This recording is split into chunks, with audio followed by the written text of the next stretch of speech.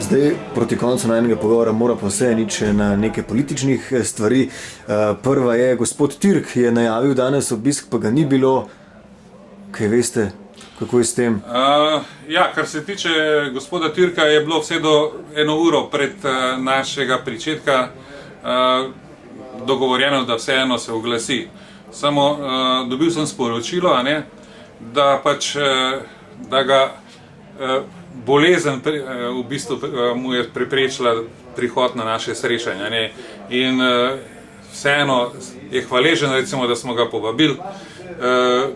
Jaz mislim, da v bodoče lahko računamo tudi na njega. Kot človeka, ki se dejansko ukvarja z manjšinami. Kakor jaz sem seznanjen, on celo magisterije delal na področju etničnih manjšin. In odkrito povedano, mislimo ga porabiti za to, da pripravimo ustavni zakon za priznavanje etničnih manjšin v Sloveniji. Na to temo ste se tudi z njim že pogovarjali nekaj tednov, če se ne motim, nazaj.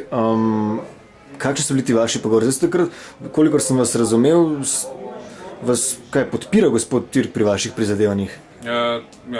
Vi ste rekli, da ga nameravate uporabiti. Na kakšen način? No, to me zanima. Türk razume problematiko, ki smo jo predstavili. Tudi smo mu predstavili delovanje v teh 4 letih, ko deluje koordinacija, na kateri presedujem, še 1 mesec, 2. V resnici mi smo lansko leto se organizirali kot Zveza zvez. Ta neformalna koordinacija, ki je bila nek, rekel, pogodbeni odnos med zvezami društev, je dobil tudi svojo pravno obliko.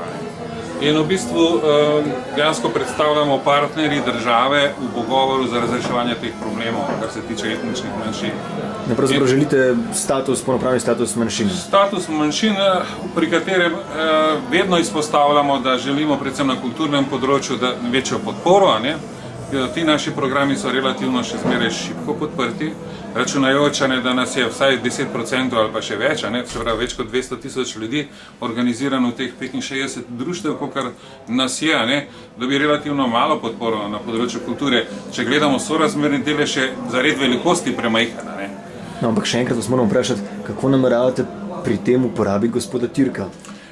Türka mislimo uporabiti kot svetovalca, ker se spozna na to področje, je pravnik po izobrazbi in ker nimamo drugega, v kombinaciji z nekimi drugimi bomo probali pripraviti nek osnutek tega zakona, ustavnega. Če pa bo izvoljen, jaz srčno upam, da bo lahko kot predsednik države on lahko tudi tak zakon lahko vložil v proceduro.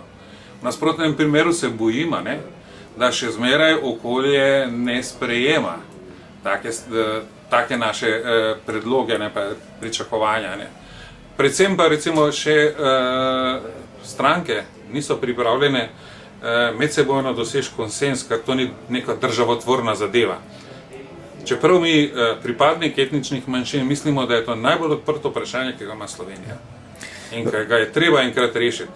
Jasno, bomo potrpežljivo delali tudi na tem.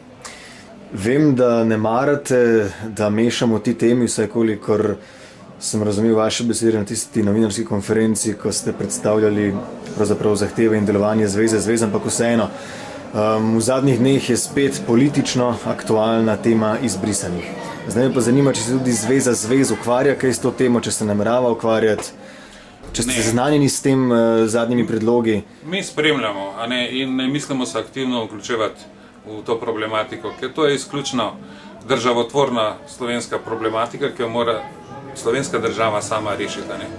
Do sedaj mi smo v bistvu bolj opazovalci bili pri teh dogajanjih.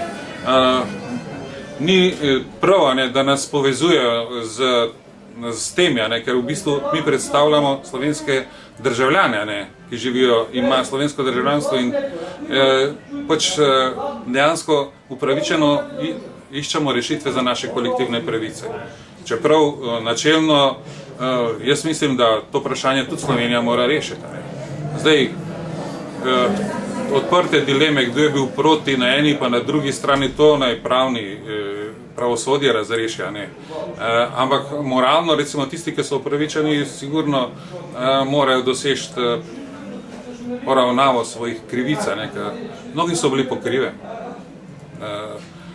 dejansko izpostavljeni nevšečnostim, izguba službe in vse ostalo. Je treba spoštovati odločbe Ustavnega sodišča glede te teme? Na vsak način.